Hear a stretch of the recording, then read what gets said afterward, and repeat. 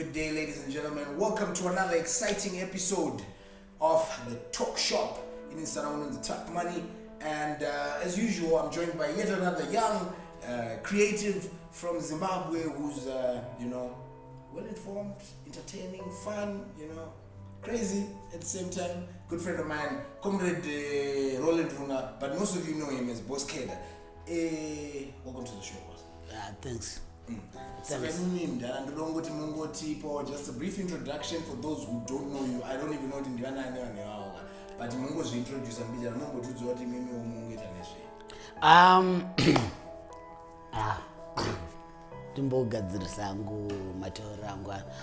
well, my name, like you said, my name is Roland Lunga. I am a creative, 34 years of age, born in Blawayo, now based in Harare.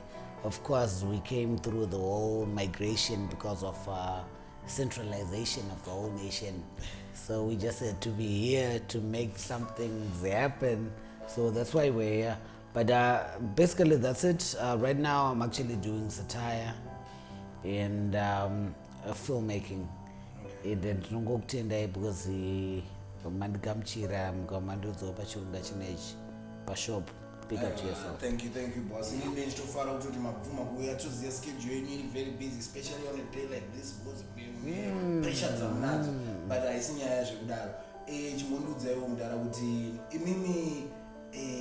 what do you feel is the role of satire in our community? Satire, or at least even before just explain to us what is satire. When we talk of satire, we are talking of punching upwards. And usually when you say punching upwards, it's munari pazasi or munari pakati. I just speak of something which happens to be truth to someone who is above, whether they're an authority, they're parents, they are an institution, etc. But it's basically just either mocking them, making fun of them, using metaphors to say something which is affecting anyone or material. So we can use it in different ways. I'm cartoonist, I'm sure mnozaza piro anenge ari South Africa, pane vangu vari Zambia vaninoziva, pane mwangu anonzi William ari Z. But isusu munomu I think yakanyanyowandira ku video content ichiuya sema-comedy skits. Saka ndopaona ma-institutions akawanda takabuda mahari amwe atakangoona aripo nakudhara, because you can tell that even before we were there, it was always there. Satire was there. You remember Paraffin, the most famous episode I'm sure ya Paraffin, achipinda nemukadzi wake achinzwa zino paya ari mukliniki iye achitocomplaina kuti komanesi semusi kudai. That was what? That was satire. So ndo the same thing that we are also doing now. It's always been there. But somehow now I feel kuti ine kamwe ka hostility kainoitwa, because zvatakuita isusu I'm sure that whoever ari paZBC angamboise content iyoyo achiramba ari kubasa. Inenge yakutonge pamwe makuda kunyanyotaura kuti aumana mukuita so here. But zvakara zviripo. Because vakaita literature, kototomboti vakaita literature, vanotongoziva life basically. Pana yainzi majesters tuma first twanotamba pamberi paking. Saka twatri connection ya king nesociety. Because anga ari king anga asikazobvumidzwa ake kuti afambe kupinda mughetto kana mumaraini kana mafambiro atinozongoita tichienda pamusika. Saka paizoita munhu anozogona kudaro manje. Saka aizogona kuuya achizviita pamberi paking. Kwatiri isusu tine vainzi masawira tichiri navo pamafinas. Vanogona kuti panhamo kuti ndiwe vakauraya hazvina mhosva handi paukamani. But umwe munhu kakazvitaura inogona kutanga kutoita fight. Asi kuno mwana anogona kutojoka kutodaro vanhu vakatofara vakaita sei. Isusu nawo hatisi manje community or ka little societal level tiri pa national level yekuti we feel like titori nechelicense ichocho hatina munhu akatipa chiri matiri chongoti apa ndokunombotaura kuti apa tapa hamusi kuona iti hazvisiri izvo here ndisu kana sahwira venyika saka ndo patinopinda isusu saka ndo influence yedu ende ndo right yedu ende ndo patakatsikawo kuti izvi izvi kuwest africa anobvanzi magriyo vanochengeta tradition yese saisi tikuchengeta tradition at the same time tichifumura nekupopota nokudena zvese zviri pasatire ipapo. No, that's very powerful because chopatana swika pakasituation yekuti munhu uri 29 asawira neazukuru vanoitisa kuti dzimwe nyaya dzingoreruka taura because there's serious issues that need to be discussed but someone needs to break that ice and put that information all right titori ipapo how like effective is satire in disseminating some of this information in community and inotorwa seriously here pamunobuditsa mamwe ma-issues and ma-discussion atinobuda anotanga here when some of these satirical skits and productions are put out there? Well, in terms of seriousness, I have to say it is really taken serious. But seriousness, actually, I think at times it's misdirected. I see seriousness here yokuti kana sawira vataura chinhu panhamo vari kutokuaccuse kuti saka iwewe ndo uri kunditi izvi ndo zvandaita saka da kutokuita sei ndatokurowa because isusu seriousness yatikuda kubring about nde a positive change and unozati tikashandisa word rokuti change because of our environment ka vanhu vanoita kaunga kuvhunduka kakuti zvinenge zvane mapato ndosaka isusu semasatirist tichida kugara tiri pakati kuti chero uku nouku togona kungoti but wagara uri kumusoro because like we said we punch up saka kana ari yoku left we punch up kana ari right we also punch up at times we go what neutral because tinenge ngatichiwirirane tione kuti what's the best way we can if people take us seriously. Institutions at times fear us because I'm sure over the past 20 years hazvina kujairika kuti munhu anogona kungofura muromo wake achingoti ichi naichi of which isusu we are never direct, we use metaphors at times but munhu abata metaphor iyaya iye akutotya metaphor kupfuura zvaari kufanira kuva achiita saka vanhu vanotibata serious audience yedu iyoyo ndo iri divided kupfuura anything else. Vamwe vanoda kurepresenta uku vamwe vanoda kurepresenta uku poita vamwe vari kutongoda mafanisi vanotokuti haichi hachisi kusekesa ichi but haasi kubata kuti it was not meant kuti chikusekesa, it was meant to be interesting kuti warara unogona kufunga kuti but hey vangachiti chiko vanavo pozoita vamwewo vanozvibata. So in terms of impact zvine impact but in different ways and zvichienderanawo neage group yemunhu because tinobatawo kubva kuna ane 5 kusvika nekana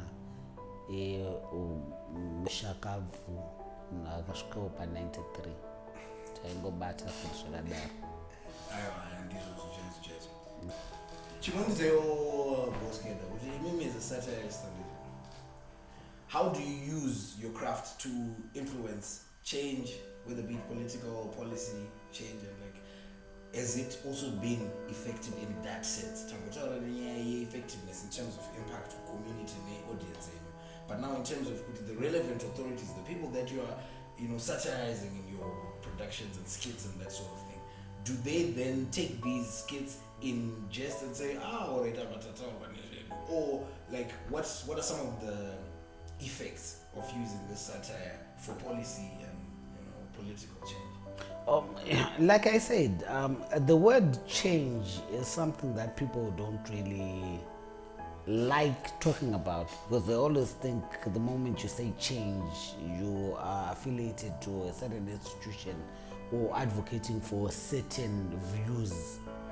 But change is inevitable. Hapana chamunoita panyaya change inotongaitika.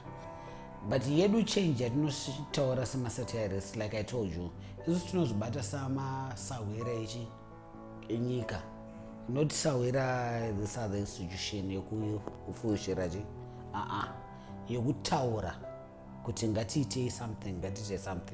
Of course it comes at times yatinoona, at times yatisingaoni, asi isusu sevanhu vanenge vachiita izvozvo tinoona kuti apa ibasa redu. At times zvaityisa just to say anything or a word rinoita kunge uri kutaura uyu, zvaityisa. But semasatirists were able to do that. And tazviita munhu aungosingatomboiti zvokuexplaina kuti apa I was talking about this or that. Just to hold you there, do you think you have any examples? I'm sure I know my examples. An example. Because at times we did a skit here in Mazoe. Basically, Mazoe.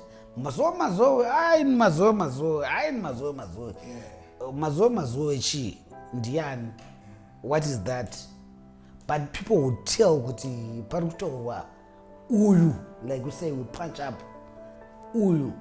But kuti ataure upi muma comment section yedu unotonzwa munhu achiti this time akurohwa, this time ukuenda, this time but omubvunza kuti tukaenda tatichi ndo zvabatika mubrain man. Saka change iri kuitika. From that time we few who could say such things, but now go on to your social media. Vanhu vangani izvezvi vanototi munhu ari kuti chiuyu, munhu ari kuti chiuyu, munhu ari kuti chiuyu. That's the change we wanted. You want to be free to express yourself, be free to express your views. At times do not be explicit but be implicit. Munhu wese anotonzwisisa uri kuti chii, hapana nedheka yekuti ndototaura kuti aiwe taukiwo. At times ungotaura kuti but vamwe vanhu maitiro avanoizviita. Positive in terms of policies, like you were talking about. So, but as a societal level, people are changing that. In terms of policies, we have had productions that we actually feel good pushed for certain policy changes. We know, like, this whole drug abuse pandemic, which is happening. Zim, yes. In unoona kuti vanhu vacho it seems vanenge vakutora nema-networks. We took it, we put it in one of our productions, and from there pakatanga kubuda mapodcast evanhu vakutopopota, vanhu vari kutoita sei, vanhu pakutoita name and shaming and then from there even the ZRP to start a nationwide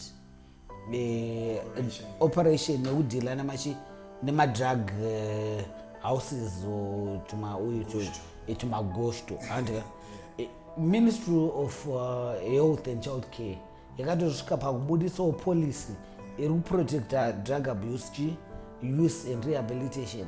So vanonge vakuona kuti saka ndisi kutobetsera kuti zviite zviite, asi zvinhu zvinoitika ipapo because of course vanhu vedu patinoita chinhu vanonyanyotarisa kuseka than kuti message yacho iripo ichi. I am quite munhu anofarirawo zvebhaibheri, so ndinowanzofarira example yemubhaibheri the burning bush. I don't know if you know about it. Ndoya Moses. And kuti Moses was attracted by the what? By the burning bush, but it is not the burning bush yakazopa Moses message yanga iri behind the what? The burning bush. Saka kwatiri isusu we feel like humor ndio inoattracta munhu to what we are saying. Asi munhu akazonzwawo manje the message, the voice after the humor yacho mumashure macho kuti amaya haisi nyaya yekuti bush iri ndo riri kuchadipinza, because dai ranga riro Moses angadai akabva nebush reya Egypt achienda naro kuIsrael. Which is something that I was going to talk about with you, but I mean I think it's unnecessary because already people should understand the difference between just satire and comedy. Sisingori majokes. Aiwa. Tisikuita zvananhengerekini isu. Tisikuita zvananhengerekini isu. Na uyu ava tivava tisikuita izvozvo. Alright, comrade. Business. Like everybody feels like there's a certain level of toxicity in our Zimbabwean politics, and we want to use certain tools in order to remove this toxicity. How do you feel? Yeah, remove this toxicity and also even shape our politics. How do you feel we can use satire to, shape our politics and remove some of this toxicity? I think for starters, we have to identify which we're in an abnormal environment. This is abnormal. You are well traveled. I know you are. This is very abnormal. You would feel like you have to be identified with either uku or uku. This should not be the way it should be. That's our starting point. You're going to guys, it's okay to be what? To be different. Right. It's okay to kufara boso, machfarachi dynamos. It's okay. But muno say that if you uku, saka wakato dakwa, uyaite, we are uku. It's very abnormal. Saka tukuda kuti tipaze ipapo, pokuti guys, number one, gati identify kuti takatokanyika. Society yedu itori abnormal. Gati idzosere pa0. Toita baseline 1. Chongoti guys, it's okay kuti ufarire green, ungachifarira blue, ungachifarira red, ungachifarira orange. Ibo chese tingorichi society 1 tichipusha one thing. Dzimwe nyika vanhu vese vanopusha vatoita time yekuti vanototi izvika chese whether uri each kana each tiri kumbodai. Munomu cannot do that. So that's our biggest challenge. That's what we feel like ndopane nyaya yedu chaichaiyo kuti ngatidzosere vanhu pa0. After 0 iyoyo, I don't care whatever will happen. Kwatiri tinenge takuti hamaya tachimanya, because tikangozvisvisa ipapo tabo, no country will ever move isina national interests. Unoma tina national interests, tina political interests ine personal ekuti taura ndichi last week izvozvo zvakadhakwa. Saka todombodzokera pa0 tomboti guys tese ngatiboita sei, ngatimbochidai so. Ndozvingoti kwadza hamudi kuzvitaura because yanenge akapfeka skafu, yanenge achingomhanya achijamba. Vaudzei isu tovawanzira because ndobasa redu, tikasawanzira tokuita sei? Tina basa nazvo isu, hatichikomba kwavo guys. Ko mambotaura nyaya nazapiro makatuniste kunana joza kunana isusu mapoliticians edu muno muZimbabwe anoitisa kuti basa renyu ringe riri how easy or how are they, like, is it possible? And if it is, I did it because obviously it's only a graft and a mshame, but how easy do they make your job for you? Do they understand the level of the satire actual, or are these guys now taking every joke you make about them, mocking them, and now feeling offended and that sort of thing? To tell you the truth, I don't really know how they feel, but looking at how their supporters feel, I can tell that so probably I don't think any supporter can just act without a certain feel from the one who's above them. From either the left or the right, they have the same way. They have the same feeling. They make it hard for us. They make it hard for us. We don't have any political party which has never threatened us. We are threatened left, right, and center. At any week. If I do something which feels like chakananga, oh, this guy is pushira, varatidze, and then the next time I do this, wapuwa mari vakuwe. So you realize that it is from the leadership point of view. It's the leaders who are not actually sitting down we actually need this. But to us or to them, it's actually a research. You feel like the public opinion is. But if I have the public opinion, I go to do right, I may move munodai. Atina basa no grana for offices.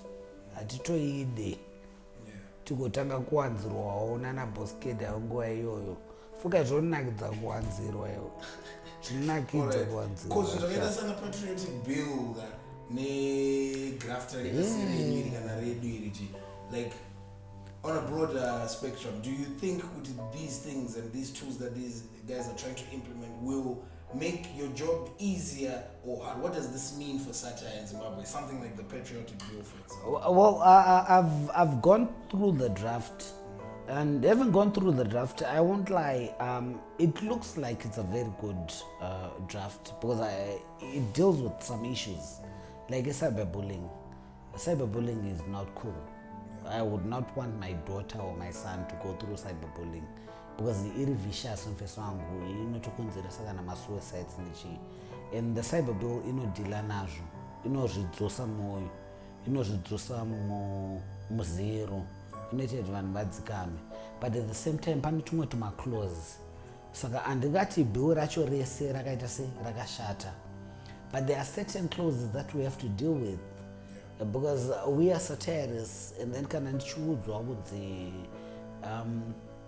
if someone may deem kuti chinhu chandaita chiri offensive to them, then kwandiri ndine mhosva. How do you define chinhu chinonzi offensive? Because wakatongomuka izvozvi kutongogara kwandikaita panapa ukatongoti kuri offensive, saka ndatone mhosva. Ndikakuimitata zvawaita iwewe as a public figure, as a leader, ndobva ndanzi handisi kufanira kuzviita. That is not how things should be. Right. So overally ine pairi bong, but pane tumwe tumaclauses tuchatiita isusu extinct as masatirists, and tunenge twakatoti nanga yokuti I can tell kuti probably when 2021 2022 that bill will be pushed kuti ite se ipaswe. 2023 tinenge takanyarara, but of which that's election time. Ndopatiri more crucial, ndopatine more words to say, ndopatiri kufanira kuva tichitoshanda tichitofunctiona nechinenge chakatidzvanya. So we're saying kuti let's sit down again toita a patriotic bill. Paitaurwa ma-community consultations aiudzwani mugeto mungosvika parutendo hoyo kumfakose mune vanhu vauya nemota dzavo varitopiwa mapdm vaita sei vatopinda vati tatoita consultation nemucommunity tapedza mufakose yabvuma vaenda kuglenora vanoti paarea chivo vatoti mufakose glenora yabvuma. Kana kuri kudaro we have social media, let's go around again muchinyatsotita se, and language ngaidzikiswe. It's high time we stopped that whole language yana queen yae. Ngatite language yatikundusisa tese. Kuti apa patikureva kuti ukadai zvinorovesa, ukadai zvinosungisa, ukadai, and then ndipo unoona community yakuti uko handisi kuda, but vanhu vasvikobva vatuza chirungu chache, and then community haina chainenge yabata contribution kana engagement sides vanozongonzwa idzi zvakapasiswa. All right, and maybe just your last words, but I'm still angry to the audience, or in your own perspective, and as a Zimbabwean individual, maybe even as a satirist, or just as a, as a artist, or as a father, or, if you were to meet ED and Ed, what would you say to the guy? Yeah, this is quite a tricky one. Because if I was to meet, I usually don't choose mazita, but if I was to meet the number one, I would actually have to tell him like, what would I tell EJ? I look at the things that are on the ground at times. We see that there are things zvirikuitika nezvimwe zvokuramba, and I'm sure every man has plans, and my plans anoita se anoramba, but at the same time we still have to go back pane imwe time yekuti we had so much hope, we had never seen each other so united and so full of verve yeyogaireti panenge pane chakuitika uku ende zvinhu zvataida zvazviri zvinhu zvishoma yanga iri ngoti let institutions work, let systems work. It doesn't make sense kuti a hospital cannot just give an injection, a simple injection. Yongonzi hapana injection yacho kana kunzi doctor hapo ende inenri nurse andigona kukubaya jekiseni. Doctor ari kupi? Doctor aramba kuuya because ane chimwe chinhu chiri kunetsa. But at the same time, part-time yoita takapromisana kuti kana iri nyaya yecorruption ngatiite sei, ngatiidzvanyei. Because corruption hachisi chinhu, corruption culture mfeso wangu, national culture. Because handikunyebera udye usina kutombobudisa kachii. Saka waona kuti haichabato kumusoro yakubata kubva kuzasi. Chataingoda paipayaka taingoda kungoona musoro ichingorohwa kunde ba tobva taona the right pane zvaitika. Even choro vamwe vanhu vaisitopa zvavaita. So even my word to him would just be like, no, we don't want too much. But you know what's killing us? Corruption. Corruption ikangobatirwa pamusoro kwamunotambira ikoko. Tongoona kuti izvi zvinhu zvabho izvi. Kwese uku kunoita right. Because we deserve our leaders. That's one thing we deserve our leaders. We are product of our leaders. Zvatokuteereza. My leaders edu ndimi. Sa musa chairman yesu musaita sei zvamokungozviona pagrass ndozvatiri. Ndo zvichangoramba zvichidaro. Saka ndosati kuti chekerai ikoko kunkwese kunoita sei? Kunoita bo. Ndatema kwawanda daita ndichikwanisa taigona kuchikia but pane zvakawanda zvine chida kuitika imi mune mchida kumuna Juma so but Maspaga Boss Kedha was joining us today on the Tuck Shop and we had quite a very insightful discussion and I'm sure kuti zoni togona kuvatsvaga futi tozotaura nawo paseason 2 tichingomake sure toita ma-follow-ups kuti boy zviri kufamba sei and because today we're talking about satire, you know, and how it can be used, you know, just to bring up certain issues in the community so that we lighten up some of the serious issues that we need to talk about and make sure that everybody is engaged, the community, the policymakers, and the enforcers. And then on another note, we also have Arts for Change, which is a project that is running currently with the Film Fellowship and the Voice to Rep project. So if you're an aspiring filmmaker or an aspiring musician and you feel that you can use your voice or your skill as a filmmaker to make music or make films that do discuss certain social justice issues, accountability and that sort of thing, be sure to check out the links in the description below or follow the pages that you're seeing on your screen right now and find out how you can apply and who knows, you might be the next participant with Voice to Rep or the Accountability Lab Film Fellowship. But from us here today at the film Tuck Shop. Tipa Tuck Shop Ndipamba to Spark. Boss Kedha Maspark and thanks. Yeah. Shout out to mamangu. Shout out to Kule. Shout out to Dum Dum. Shout out Blawa ndikuya sekuru ndikuziya mbeu iri kuya. Shout out to Zanenza kwa mtoko. Ndadipa ji. Shout out to sinokubamkane oyo au pay shout out pa show pa saka chama edit them out. Till next week.